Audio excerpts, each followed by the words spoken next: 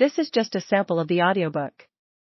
To get the complete audiobook, access the link posted in the first comment.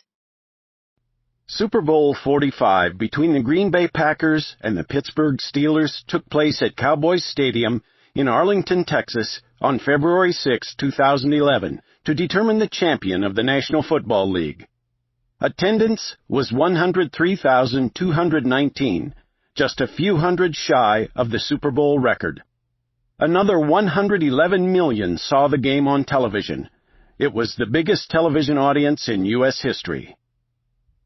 In 1920, the first season of the American Professional Football Association, renamed the National Football League in 1922, average attendance at games reached just over 4,000, with the largest crowds estimated at between 10,000 and 20,000.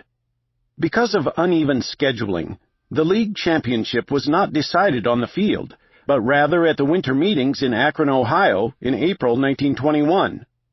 A vote resulted in the awarding of a Loving Cup as league champion to Akron, who defeated the claims of both Canton and Buffalo. The journey from Akron to Arlington has been a long and convoluted one. Its roots are found primarily in the late 19th century among the professional and semi-professional teams and leagues spread across the Ohio Valley and westward. These teams constituted the core of those entrepreneurs who formed the NFL after World War I, driven by growing optimism and prosperity and building upon the intense interest in high school and college football. In the 1890s in western Pennsylvania and eastern Ohio, football at the semi-pro and professional level was easy to recognize as the game in its modern form. The field was a bit smaller and narrower. There were no hash marks and no end zone. Goal posts were on the goal line, 18.5 feet apart as they are now, but only 10 feet high. Passing was not allowed. The players were small by current standards, as the average lineman weighed 171 pounds, while backs averaged 151. Equipment was limited, the game was rough, and there was no substitution except for injury. Throughout these early years, football rules continued to evolve, with colleges taking the lead. Following the college football crisis of 1905 precipitated by 11 deaths on the field of play, the schools adopted rule changes designed to make the game safer and more attractive to spectators. The professionals accepted those changes, which included allowing the forward pass. The first documented case of pay for play occurred on November 12, 1892, when the Allegheny Athletic Association paid William Pudge Heffelfinger a reported $500 plus $25 in expense money to play for their club against the Pittsburgh Athletic Club. 3 other players were also paid for this game, and by the late 90s, there were at least 5 professional teams in Pennsylvania.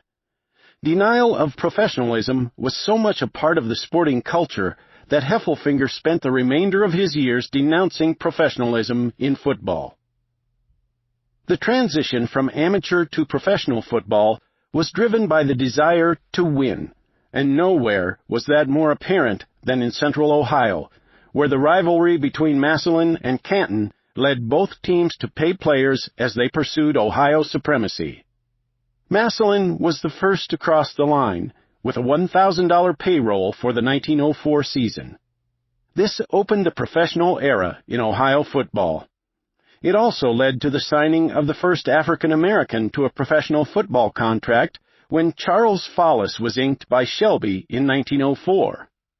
Professional football in Ohio stabilized by 1910. Driven by boosterism and a willingness to spend a bit of money on ringers, and fueled by gate receipts and betting profits, a few teams were able to win championships and turn a small profit in the process. The success of pro football depended on management, community support, and newspaper coverage. Managers handled all arrangements. They hired players, built schedules, arranged playing venues, negotiated guarantees, made travel arrangements, hired officials, sold tickets, and created advertising, plus handling all other details and problems that arose in the process of staging a game.